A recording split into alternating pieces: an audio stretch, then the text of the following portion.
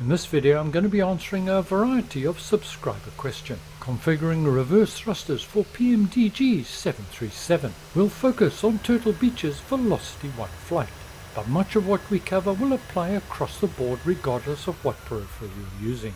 We'll also be looking at something brand new. It's alternative handles for the VelocityOne Flight, and it's from a Canadian company, ProDeskSim. In addition, I'll show you how to correctly calibrate your throttles in the new default A310 from iniBuilds. I'll be demonstrating using the PC, but it'll apply equally to Xbox aviators. If you're wondering about this amazing airport that we're departing from, it's one of my top 3.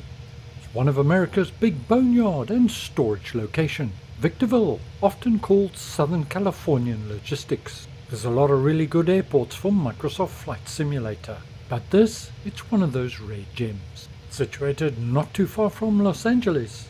If you like to fly in the States, then it's time you put this airport on your Christmas list. Buckle up, you're at the Simhanger. My name's Mark, thanks for watching, and let's get started.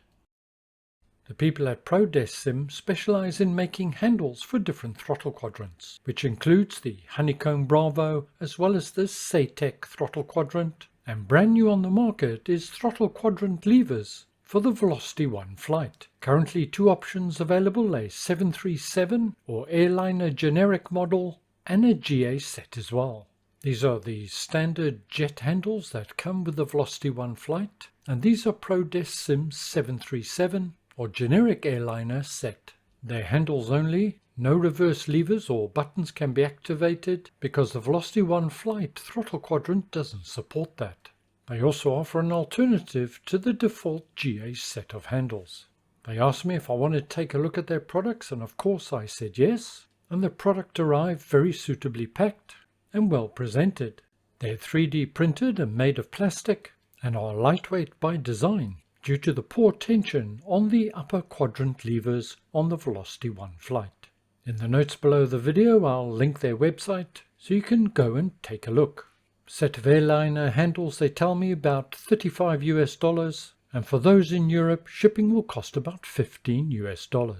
But check their website for details, as prices may vary from time to time.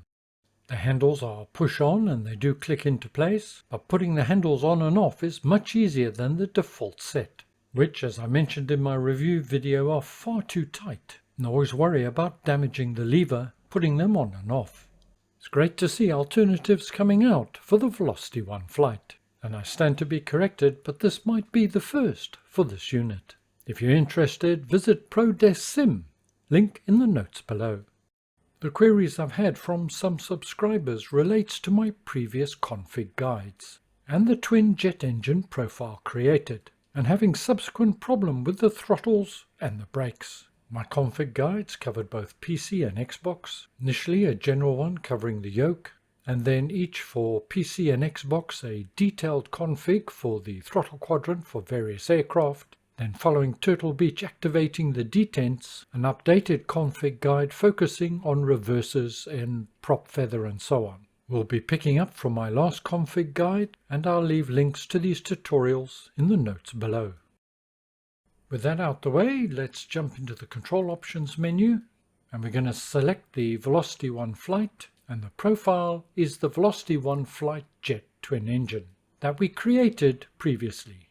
For PC, the throttle quadrant is shown separately, and for the Xbox it's all under the VelocityOne Flight. And we're going to head straight away to power management. The good news is that this configuration works for the 737 and the A310, and we won't be changing any configuration or assigned mappings. And here we can see all the bindings that we require to activate our throttles correctly.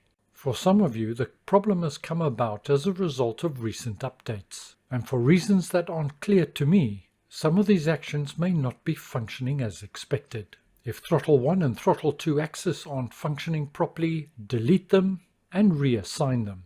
But there's one other very important aspect to check, and this is likely to be the main culprit.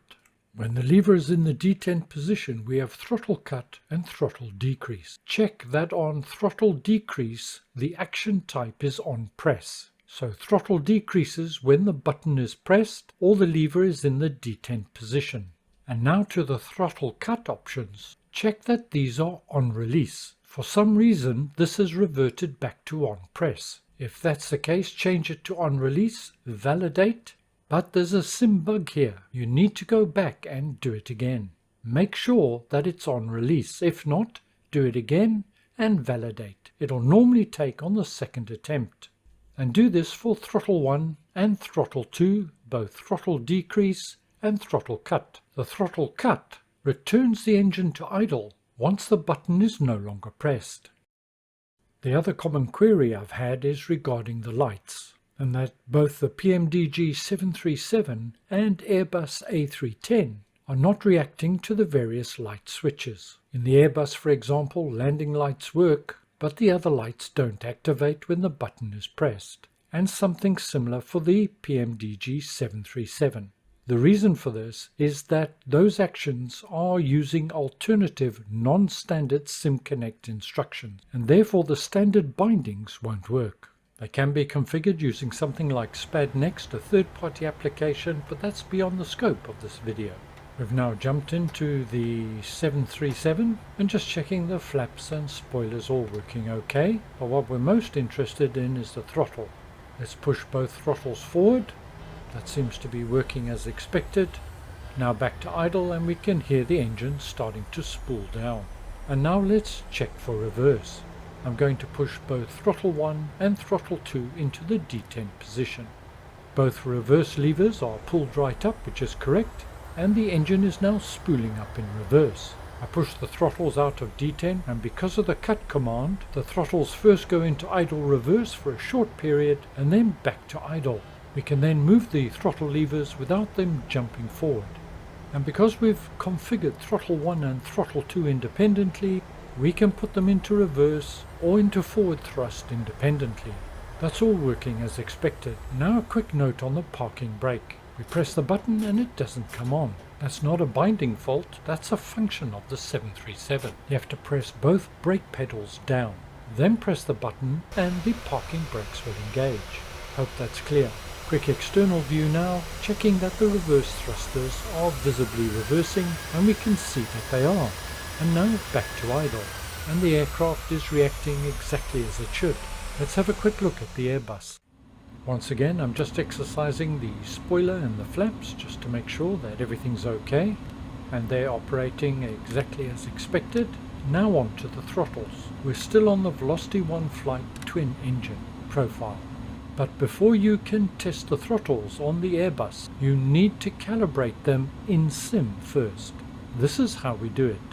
So we head over to the AFB, select the cog for settings, and the first thing to do is make sure reverse on throttle axis is set to no. Our reverser is set to the detent, not the axis. Just above that is calibrate throttle axis, and it says tap to calibrate. So click on there, and here we have to calibrate the axis. Start calibration, move the throttle levers to the idle position. So move the throttle levers forward and then back to the idle position so that it records it. Both my throttles on my VelocityOne are at idle. I will click confirm idle position. Now it's asking me for tow gun, which is maximum thrust. Move them fully forward and click again. You have the option to save the calibration, you need to do that. And now our throttles are both calibrated for use in the A310. Now we can test them. On my Velocity Flight 1, pushing both throttles forward, and I'm in sync with the sim. Back to idle, and now I'm going to select reverse into the detent position. Both levers lift up, that's correct. I'm now in full reverse. Now push the levers out of the detent position, and we're back to idle. The cut command once again stopping the throttles from jumping forward. Just a note on the Airbus, the parking brake works as expected. It's a simple on and off. Quick external view so we can check that the reversers are working on the Airbus A310. Now move my throttle levers into the detent position, and we can see that the reversers have been engaged and the aircraft is holding reverse thrust. Now I'm going to push the throttle levers forward and it should come out of reverse, which it is. All okay here. Well, for anybody that's been struggling with the throttles in the 737 or the Airbus 310, I hope that this video in some small way has helped to resolve some of the problems. Very often I get the comment, hey, I don't know what I'm doing wrong. Well, as already mentioned, go and check that config. Make sure the update hasn't changed any of the parameters. As always, thank you so much for being with me today. I hope you found it useful and informative. Stay well, look after yourselves. I'll see you again very soon, and bye for now.